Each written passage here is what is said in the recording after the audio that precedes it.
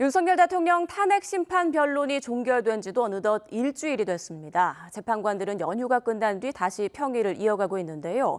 이번 주 선고기일이 지정될지 관심입니다. 취재기자 연결해 보겠습니다. 김태원 기자. 네, 헌법재판소입니다. 네, 이르면 이번 주에 선고 날짜가 나올 수 있다고요? 네, 헌법재판소 재판관들은 지난달 25일 변론이 종결된 직후부터 휴일을 제외하고 매일 평일을 열어 윤 대통령 탄핵 심판 사건을 논의해왔습니다. 지난 연휴 기간에도 각자 기록과 쟁점 사항 등을 검토한 것으로 전해졌는데요. 재판관 평의는 선고기일 전까지 휴일을 제외하고 앞으로도 매일 진행될 것으로 보입니다. 앞서 노무현 전 대통령은 변론 종결 이후 14일, 박근혜 전 대통령은 11일 만에 선고가 이루어졌습니다. 전례를 고려하면 윤 대통령의 경우에도 이번 달 중순에는 선고가 이루어질 것으로 전망이 되는데요. 두 차례 전직 대통령 탄핵 심판 선고가 모두 금요일에 이루어졌던 점도 고려하면 이르면 이번 주 금요일인 오는 7일로 지정될 가능성도 있겠습니다.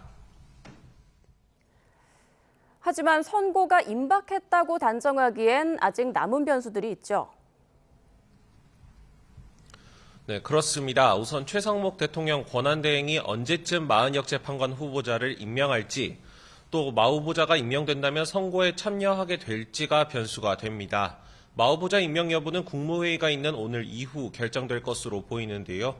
마 후보자가 임명되더라도 이번 사건 심리에서 빠지게 된다면 선고 시점에 주는 영향은 없을 것으로 보입니다. 다만 헌법재판관들이 마 후보자를 사건 심리에 참여하도록 결정한다면 변론 갱신 절차가 이루어져야 하는 만큼 선고가 미뤄질 가능성도 있겠습니다. 헌재는 마 후보자가 임명된다면 윤 대통령 탄핵 심판 사건 평의에 참여하게 될지는 헌법재판관 8명의 평의로 결정한다는 입장입니다.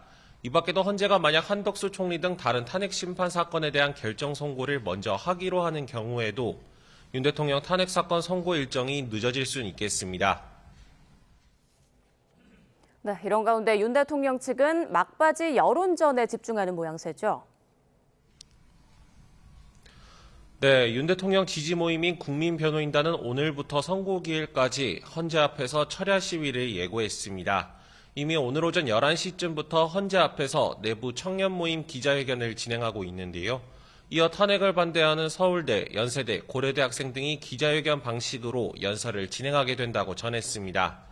반대로 오늘 오후 2시엔 민주노총과 한국노총 등 노동단체들이 헌재를 찾아 윤 대통령의 파면을 촉구하는 의견서를 제출하고 기자회견을 엽니다. 윤 대통령 탄핵 심판 선고를 앞두고 심판정박 여론전이 점점 거세지고 있습니다. 지금까지 헌법재판소에서 YTN 김태원입니다.